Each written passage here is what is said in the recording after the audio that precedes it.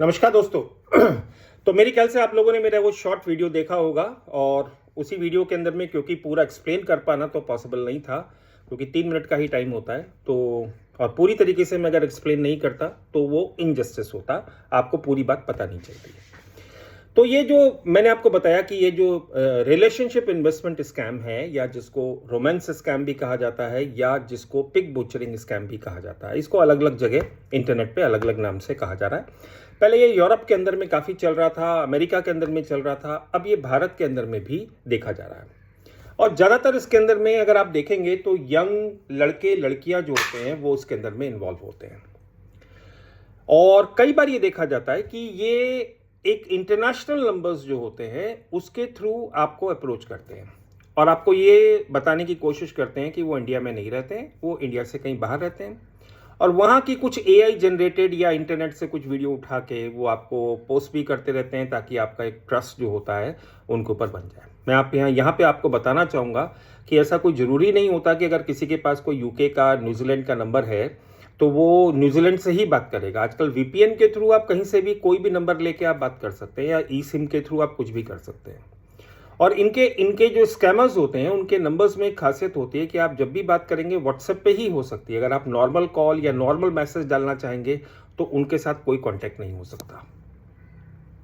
तो यहाँ पे ये चीज़ ध्यान देने वाली बात है। दूसरा, अगर हम देखें तो इनकी पूरी एक मॉडस ऑपरेंडी होती है जिसको आप एक साइकोलॉजिकल टूल किट भी कह सकते हैं। ये पहला स्टेप इनका होता है कि आपके साथ एक अच्छा रिलेशनशिप बनाना। पहले तो किसी मीडिया प्लेटफॉर्म के थ्रू आपके साथ नंबर शेयर करना, आपको फिर वो आपके पर्सनल कॉन्टैक्ट के अंदर में आना, और फिर उसके बाद उनका स्टेप होता है कि आपके साथ एक अच्छा रिलेशनशिप बनाना, एक ट्रस्टवर्दी रिलेशनशिप को बनाना, कि ताकि आप उन पर विश्वास करने लगे। तो उसके लिए वो कई बार अपने वीडियो, अपनी फोटोज़ को शेयर करते हैं, कई बार कहीं घूम रहे होते हैं तो उसकी फ़ोटो शेयर करते हैं, कुछ खा रहे होते हैं, कुछ पी रहे होते हैं, और आपसे धीरे धीरे करके काफ़ी क्लोज हो जाते हैं। कई बार आपका एक कोजी नेम से भी आपको बुलाना शुरू कर देते हैं। और कई बार ये भी देखा जाता है कि कुछ लोगों के इंटीमेट टॉक्स जो होते हैं वो भी शुरू हो जाते हैं। ज़्यादातर वो लोग इसमें फंसने के चांसेस होते हैं जो लोनलीनेस फील कर रहे होते हैं, या फिर कोई मतलब दे हैव, मतलब कोई डिवोर्स है या कोई मिडिल एज पर्सन है। तो उस कंडीशन के अंदर में क्या होता है कि they are looking for a relationship, और ऐसे लोग जो होते हैं वो उनका प्राइम टारगेट होते हैं। तो एक रिलेशनशिप बन जाता है, और रिलेशनशिप मतलब एक डिजिटल फॉर्म के अंदर में कनेक्शंस बन जाते हैं। डिजिटल मीडियम के थ्रू ही एक कनेक्शंस जो होते हैं वो लोगों के एस्टेब्लिश होने शुरू हो जाते हैं, और एक दूसरे पे मतलब जो पर्सन होता है, जो उनका टारगेट जो होता है, वो उस स्कैमर पे ट्रस्ट करने लगता है। अब धीरे धीरे करके जब ये इमोशनल ग्रूमिंग वाली स्टेज पूरी हो चुकी होती है, जिसको पिग फैटनिंग भी कहा जाता है, मतलब पिग को पहले खिला पिला के बड़ा किया जाता है, तो पिग फैटनिंग जो होता है, जब वो पूरा हो जाता है तब वो अपना नेक्स्ट स्टेप पे आते हैं। और उस नेक्स्ट स्टेप के अंदर में वो आपके साथ अपने ऐसे लग्जूरियस लाइफ स्टाइल के बारे में शेयर करेंगे, जैसे महंगी महंगी गाड़ियों के बारे में, बड़े बड़े रेस्टोरेंट्स के बारे में, या बड़े बड़े ऐसे हाई एंड प्रोडक्ट्स के बारे में। वो आपके साथ पिक्चर्स भी शेयर करेंगे, वो आपको दिखाएंगे नहीं मैं आपके लिए ख़रीदना चाहता हूँ या चाहती हूँ, आपके लिए करना चाहता हूँ। तो आपको लगेगा कि काफ़ी रिच लोग हैं और ये काफ़ी अच्छा पैसा कमाते हैं, और अपने उस लाइफ स्टाइल को अफोर्ड करने के लिए वो आपको बताएंगे कि वो एक इन्वेस्टमेंट करते हैं, और उनका वो जो इन्वेस्टमेंट है उनकी नॉर्मल इनकम से कहीं ज़्यादा उनको रिटर्न देता है। और वो आपको धीरे धीरे करके उस इन्वेस्टमेंट के बारे में डिटेल में बताना चाहेंगे, और आपसे ये कहेंगे कि आप एक छोटा सा इन्वेस्टमेंट करके देखिए, और उसके अगर रिटर्न्स आपको मिल जाते हैं तो आप आगे बढ़िएगा। आपको लगता है कि 10,000, 15,000 या 20,000 बहुत बड़ा रकम नहीं है, एक बार इन्वेस्टमेंट करके देख लेते हैं, क्योंकि आपका एक रिलेशनशिप जो होता है उस बंदा या बंदी के साथ आपके रिलेशनशिप जो होते हैं वो मैच्योर हो रहे होते हैं, या बन गए होते हैं, या आप उस पर ट्रस्ट करने लगते हैं। तो आपने वो छोटा सा इन्वेस्टमेंट करके देखा, और वो इन्वेस्टमेंट करने के बाद क्या होता है कि आपको इमीडिएटली एक रिटर्न्स जो होते हैं वो आपके अकाउंट में क्रेडिट हो जाते हैं। मान लीजिए आपने 10,000 करा तो 15,000 रुपये आपके अकाउंट में आ गए, या आपने 20,000 करा तो 26,000 रुपये आपके अकाउंट के अंदर में आ गए, और आपको लगा कि इतना हाई रिटर्न तो किसी और बिजनेस में हो ही नहीं सकता। और आपको ये लगने लगता है कि ये तो बहुत अच्छा मनी स्पिनिंग व्हील है और मैं इमीडिएटली रातों रात जो होगा पैसे वाला बन जाऊंगा। ज़्यादातर ऐसे लोग फंसते हैं जो जिनमें ग्रीड होता है, जिनको ये लगता है कि वो राता रात अंबानी अदानी बन जाएंगे।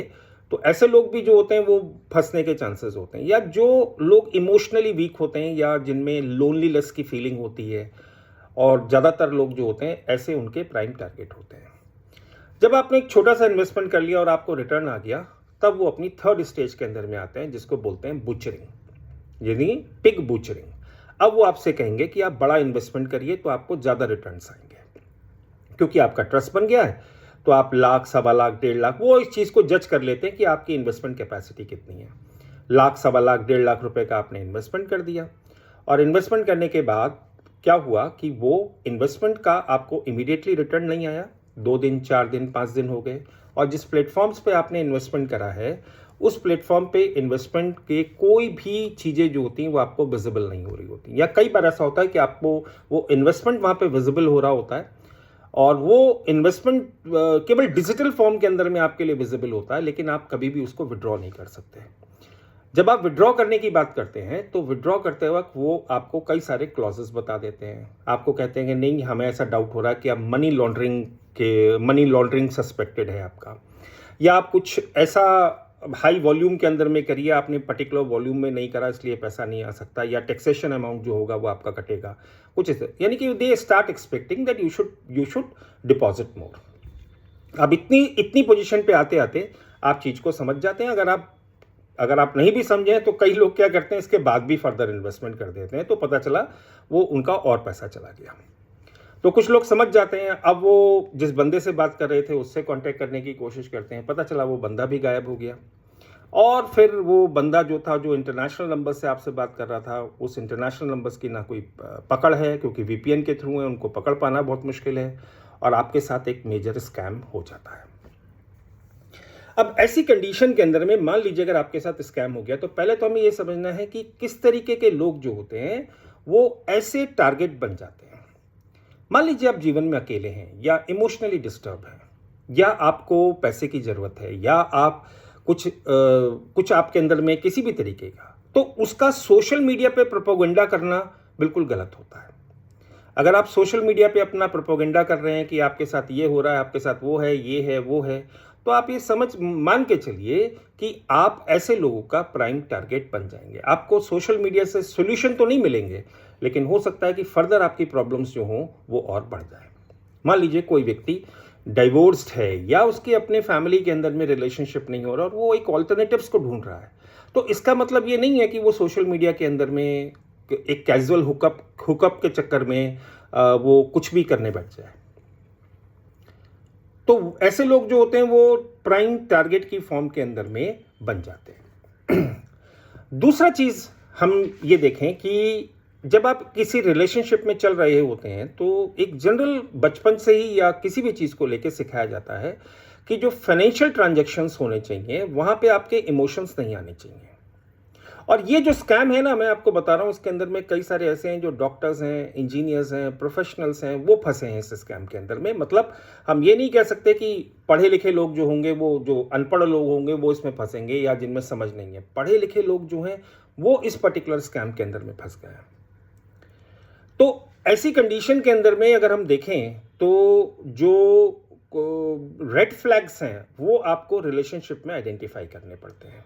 पहला, कि कोई भी ऐसा मनी स्पिनिंग व्हील नहीं है। कोई भी इन्वेस्टमेंट अगर आपको गारंटीड रिटर्न की बात करता है तो वो स्कैम 100% होगा। अदरवाइज अगर गारंटीड रिटर्न आते तो दुनिया में, और इतने ज्यादा हाई रिटर्न आते इतने कम अमाउंट पे, तो दुनिया में कोई गरीब नहीं होता। दूसरा चीज आप हमेशा ध्यान रखिएगा कि ये लोग एआई जनरेटेड इमेजेस को शो करते हैं, तो आप स्कैन कर सकते हैं। आज की डेट में एआई ट्रैकर्स हैं, या एआई को पता करने के लिए भी कई सारे ऐसे एआई के प्लेटफॉर्म्स हैं जो आपको ये बता देते हैं कि ये जो इमेजेस हैं वो एआई जनरेटेड है या नॉन एआई जनरेटेड है। तीसरा, किसी वेबसाइट पे अगर आप इन्वेस्ट कर रहे हैं तो उसकी वेबसाइट की भी आप पूरी तरीके से चेक करिए। उस वेबसाइट का वेब एड्रेस जो होता है, आप कहीं पे भी किसी एआई प्लेटफॉर्म पे आप डालिए और उससे करिए check the validity of this one, तो वो मेरे ख्याल से आपको काफ़ी इंफॉर्मेशन आपको दे देगा। और अगर आपको लगता है कि ऐसे रेड फ्लैग्स आपको मिल रहे हैं तो आप बिल्कुल भी किसी इन्वेस्टमेंट में मत जाइएगा, क्योंकि ऐसे इन्वेस्टमेंट में रिलेशनशिप तो आपका होगा ही नहीं, या आपको वो रिलेशनशिप तो कभी भी मैच्योर होगा ही नहीं, लेकिन साथ साथ में आपका पैसा भी चला जाएगा, यानी कि आप डबल लॉस के अंदर में जाएंगे। तो रेड फ्लैग्स को आइडेंटिफाई करना हर रिलेशन मतलब इस तरीके के रिलेशनशिप्स के अंदर में जरूरी हो जाता है। अगर आप वो रेड फ्लैग्स को इग्नोर करते जा रहे हैं तो आपके चांसेस हैं कि आपके साथ स्कैम हो जाएगा। मान लीजिए अगर आपके साथ स्कैम हो भी जाता है तो आप उसके लिए कहाँ रिपोर्ट करें? आप साइबर क्राइम जो पोर्टल है वहाँ पे जाके आप रिपोर्ट करिए। और ज़्यादातर इसमें जो मनी का ट्रांजैक्शंस हो रहा होता है वो किसी यूपीआई आईडीज़ के थ्रू हो रहा होता है, प्राइवेट यूपीआई आईडीज़ के थ्रू हो रहा होता है। आप प्लेटफॉर्म पे पैसा जमा नहीं कर रहे होते हैं।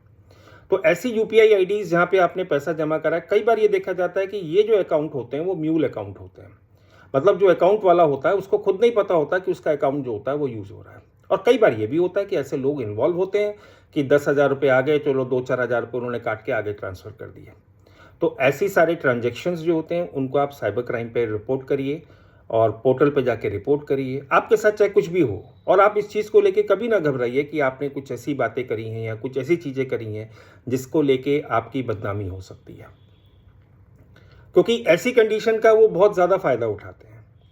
और उस कंडीशन के अंदर में क्या होता है कि ये क्राइम चलता रहता है और हम या आप जैसे लोग जो होते हैं वो ऐसी कंडीशन के अंदर में फंस जाते हैं। तो मेरा कहने का मतलब सिंपल यही है कि फ्रॉइड ने एक सिंपल रूल स्टैब्लिश करा है कि लोगों को मैनेज करने का दो तरीके हैं, दो इमोशंस हैं जो लोगों को मैनिपुलेट करने के लिए काफ़ी इंपॉर्टेंट होते हैं या उसके थ्रू लोगों को मैनिपुलेट किया जा सकता है। पहला इमोशन होता है लस्ट का, जिसको कामुकता कहते हैं। हर इंसान के अंदर में होती है, ओके, और वो अलग अलग तरीके से एक्सप्रेस होती है। दूसरा इमोशन होता है फियर का, जिसको ज़्यादातर कई सारी इंडस्ट्रीज़ जो होती हैं मार्केटिंग के अंदर में या पॉलिटिशियंस जो होते हैं अपने पॉलिटिकल कैंपेन के अंदर में इस फियर के इमोशन को यूज़ करते हैं।